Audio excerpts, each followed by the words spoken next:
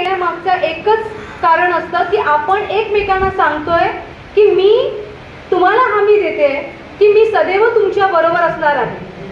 त्याच पद्धतीने मला तुमच्याकडनं हमी पाहिजे की नाही मॅडम, तुम्ही जे काही स्टँड घेणार आमच्यासाठी तेव्हा आम्ही देखील तुमच्या बरोबर असणार आहोत. मी असं सांगत नाही की मी एक मोठी लीडर आहे किंवा मला एक मोठा बॅकअप आहे, पण मला हे माहिती आहे की माझ्यामध्ये किंवा त्या सीमा मॅडममध्ये किंवा त्या अनितामध्ये तेवढा जिगर आम्ही ठेवतो की जेव्हा अन्याय होईल तिथे आम्ही वाचा नक्की फोडू.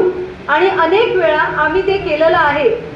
जेव्हा जेव्हा आपल्या महिलांना कोणतीही गरज असते, जेव्हा जेव्हा ते आम्हाला मदतीचा हात मागतायत, तेव्हा तेव्हा आम्ही त्यांच्या पाठीशी ठामपणे उभं राहिलेलो आहोत. आणि ह्याचा अनुभव अनिता मॅडमला देखील आहे. आता मला हे सांगायचं आहे की महिला दिनानिमित्त तुम्ही असं विचार करता का एक दिवस तुमचा आहे, एक दिवस तुमचा आहे, 365 दिवस तुमचे आहेत. त्यातला एक दिवस आपण निवडतो टाइमपास करायला, बरोबर आहे की नाही?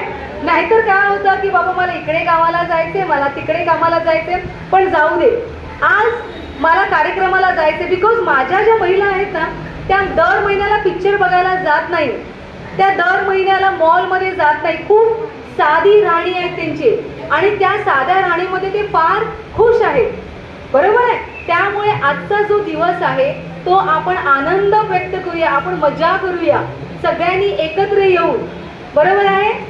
आणि त्यासाठी मला आज भाषण देण्याचा अजिबात काही इच्छा नाहीये.